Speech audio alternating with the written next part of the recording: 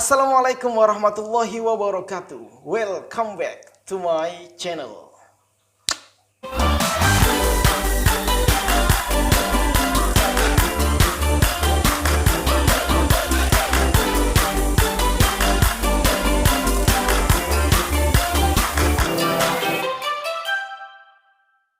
Kawan-kawan, kembali lagi bersama gua Rizky Muajadi di channel MR Muajadi. Bagi kawan-kawan yang menonton video ini, gue doain mudah-mudahan kawan-kawan senantiasa disehatkan oleh Allah Subhanahu wa taala, berkah segala urusannya, lancar segala rezekinya. Oke, kawan-kawan, pada kali ini gue akan menceritakan cerita pendakian Gunung Slamet yang dialami oleh Kak Joy Cetunggal Dewi. Joy ini mendaki Gunung Slamet nggak sendiri atau berdua, tetapi ya bersama rombongan. Lu tahu berapa rombongannya? Totalnya 30 orang. Ini bukan jumlah rombongan yang sedikit ya dalam pendakian ya. Mungkin open trip mungkin ya. Karena di sini nggak dijelasin juga apakah open trip atau apa. Nah, teman-teman gak usah lama-lama deh. Langsung aja kita simak cerita pendakian Gunung Slamet ini yang dialami Kak Joy di Kismis. Kisah mistis.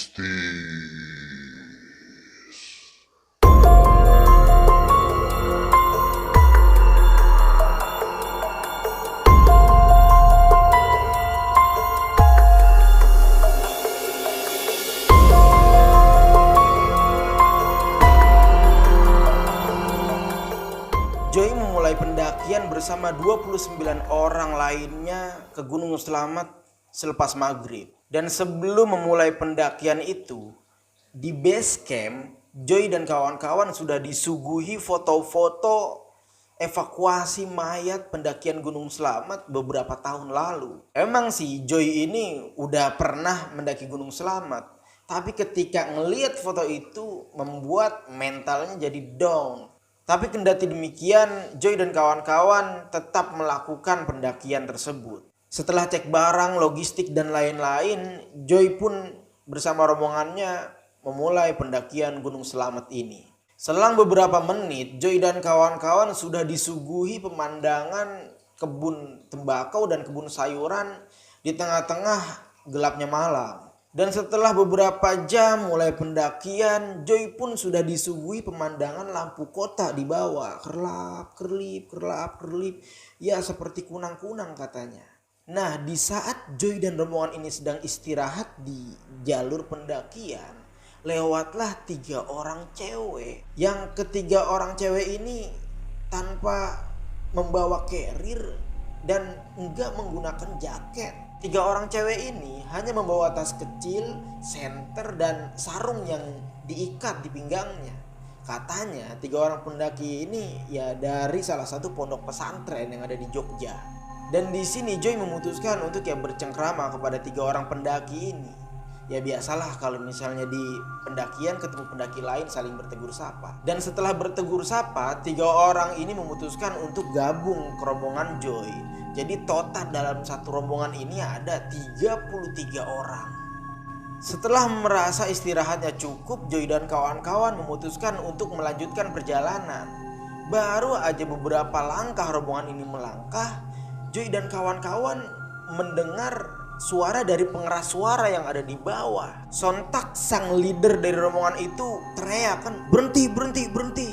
Dan memerintahkan semua rombongan untuk dengar baik-baik. Apa tuh suara itu? Apa isinya? Dan dari pengeras suara itu terdengar, diberitahukan kepada rombongan pendaki gumpalan Lampung bahwa salah seorang anggota rombongan tertinggal di base camp. sontak mereka semua celangak-celinguk dan saling nanya, siapa sih, siapa sih, siapa sih? Kayak gitu. Dan terciptalah suasana gaduh tersebut. Ya karena 33 orang, bayangin kalau dalam sebuah pendakian pasti rame banget kan. Dan di sini sang leader dengan sigap mengambil kendali dan dia berkata, berhitung, berhitung, berhitung. Dan mulailah nih satu rombongan ini berhitung dari paling depan ke paling belakang. Dan lu tahu jumlahnya berapa? Jumlahnya itu ngepas 33 orang. Proses penghitungan ini nggak dilakukan cuma sekali tapi beberapa kali. Tapi hasilnya masih sama, 33 orang. Akhirnya sang leader memutuskan untuk ngabsen namanya satu persatu. Dan hasilnya masih sama, jumlahnya ngepas. Nggak ada yang tertinggal satupun. Akhirnya karena sang leader ini merasa bahwa rombongannya ini nggak ada yang tertinggal, mereka nih satu rombongan memutuskan untuk melanjutkan perjalanan. Dan di perjalanan ini antara satu dengan yang lainnya saling berbisik. Siapa sih? Siapa sih? Dan seketika mereka semua terdiam saat mereka menyadari bahwa nggak mungkin suara tersebut itu kedengeran sampai atas. Mulailah tuh bulu kuduk mereka pada merinding semua. Singkat cerita, di tengah malam mereka memutuskan untuk istirahat. Tidur di tengah jalan di hamparan rumput dan banyak sekali parit-parit air yang lumayan dalam di jalur pendakian itu. Lu masih inget tadi di awal ketika mereka ngelihat foto evakuasi mayat yang ada di base camp? Mayat tersebut ditemukan sedang ngeringkuk di dalam ceruk parit dengan posisi mendekap mulutnya, tanpa baju, tanpa jaket, hanya senter dan satu botol air yang ada di sebelahnya. Kedua mayat tersebut terkena hipotermia. Salah seorang pendaki senior di satu rombongan itu seketika teriak, "Seluruh rombongan pendakian jangan ada yang tidur di dalam parit itu dan harus mencari tanah yang datar." Joy, A, dan ketiga orang temannya ini tertidur masih pakai carrier dan sambil senderan gitu. Dan setelah fajar datang, Joy dan kawan-kawan ini menyadari bahwa dia tidur di bawah rumpun Edelweiss. Dan anehnya, ketiga cewek yang tadi dia temuin dan ikut rombongan itu sudah menghilang. Ada yang bilang sih dia udah ke puncak duluan, tapi ya masih menjadi misteri. Setelah beres-beres dan merasa sudah siap, Joy dan rombongan ini melanjutkan perjalanan. Setelah berjam-jam Joy ini jalan, akhirnya Joy dan rombongan ini sampai puncak pada siang hari. Stok air yang mereka bawa udah mulai menipis. Mereka pun kelelahan, apalagi Joy. Joy ini ketika perjalanan summit emang udah mutusin kalau dia nggak bisa lanjut. Untungnya ada si A ini temennya yang selalu motivasi bilang kuat Joy, sampai akhirnya Joy sampai puncak. Nah sebelum sampai puncak ini karena Joy udah kelelahan banget, akhirnya carrier yang dia gunakan ditaruhlah tuh di jalur pendakian, ditinggal. Dan yang sangat disayangkan di dalam carrier itu ada kamera buat mereka semua foto-foto di atas. Walhasil Joy ini ya disemprot lah sama kawan-kawannya karena ya kameranya ada di dalam tas yang Joy bawa. Untungnya lagi-lagi ada si A ini yang ngebela si Joy kalau Joy ini emang udah bener-bener kelelahan dan gak sanggup ngebawa beban berat. Singkat cerita, kejadian tersebut ngebuat nih si Joy gondok, marah, kesel ya, ditambah capek kan.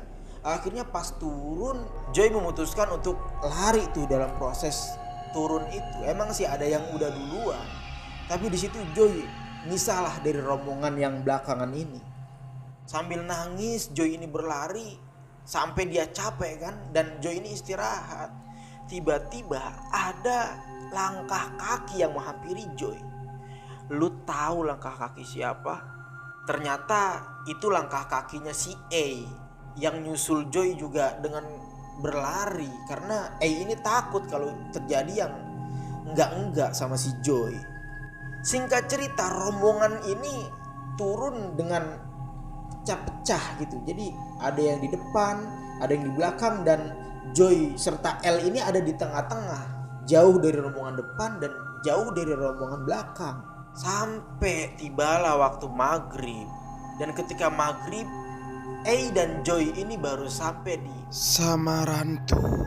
Mereka berjalan perlahan-lahan sambil menikmati pemandangan lembah hijau seperti Bukit Teletubbies. Tujuan mereka berjalan perlahan itu ya sambil nungguin rombongan yang ada di belakang. Di tengah-tengah perjalanan, Joy dan A ini sampailah di suatu tempat yang mereka sendiri nggak tahu tempat itu namanya apa. Dan Joy ngelihat sesuatu yang ada di sebelah kanan mereka di suatu lembah. Dan sesuatu itu nggak terlalu jauh, makanya jelas banget Joy ngelihat itu. Lu tahu apa yang dilihat Joy? Ternyata itu adalah sebuah bivak yang nyaris roboh. Diterpa angin yang menderu-deru. Di depan bivak itu ada satu buah carrier yang terbuka. Dan isi carrier itu udah berhamburan kemana-mana tuh. Ada poncok kuning yang tergeletak di rumput. Dan ada tenda berwarna biru laut. Sontak Joy kaget ngelihat pemandangan itu. Joy sampai bengong. Dan Joy manggilin si E yang ada di depannya. Eh. Dan E menoleh.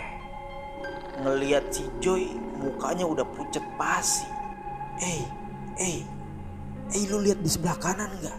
Lu lihat nggak? Joy nanya gitu sambil gemeteran. Dan E pun menoleh ke sebelah kanan ke arah yang Joy maksud.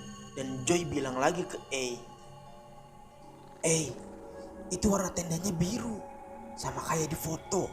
Ponconya juga kuning, sama kayak yang orang pakai itu waktu di base camp kita lihat di foto itu. Sontak si A ini ngejawab, Jo, lari, sambil narik di tangan si Joy. Akhirnya mereka berdua lari sejadi-jadinya. Sambil dalam hati mereka berdua itu terus doa. Hari ini udah bener-bener gelap. Sedangkan rombongan di depan udah gak bisa dikejar. Rombongan belakang pun gak kelihatan sama mereka. Akhirnya mereka istirahat dengan nafas yang masih tersengal-sengal. Setelah nafas mereka sudah mulai stabil, mereka melanjutkan perjalanan. Dan untungnya mereka sampai base camp dengan selamat. Ya walaupun hati mereka berdua ini nggak karuan adanya. Di base camp nih, Joy dan A nanya sama pendaki yang udah turun duluan. Apakah mereka ngelihat hal yang sama di proses turun tadi? Dan lo tahu apa jawaban rombongan yang jalan duluan itu? Mereka sama sekali nggak ngelihat apa yang Joy maksud. Tenda yang Joy lihat sama persis dengan tenda di dalam foto evakuasi mayat beberapa tahun lalu. Tenda biru yang nyaris roboh, poncok kuning yang tergeletak di rumput, carrier biru yang berantakan, dan mayat yang tergeletak kaku karena terkena hipotermia. Pikiran Joy udah mulai gak karuan di situ. Dan dalam hati Joy itu berkata, semoga kedua pendaki tersebut ditempatkan di tempat yang terbaik di sisinya.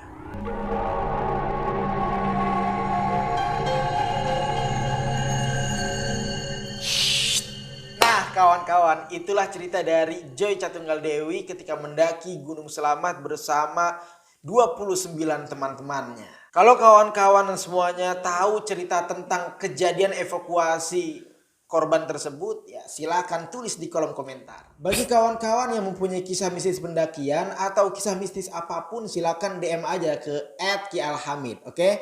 Atau bagi kawan-kawan yang punya cerita mistis dan pengen ceritanya gue bawakan, silakan kirim aja cerita kalian ke email gue, nanti gue taruh di deskripsi. Oke kawan-kawan, cerita ini cukup sekian. Gue selalu mengingatkan kepada kawan-kawan semua yang menonton channel ini, jangan lupa untuk like, comment, and subscribe agar gue semakin semangat buat video-video berikutnya. Oke kawan-kawan, see you next video. Wassalamualaikum warahmatullahi wabarakatuh.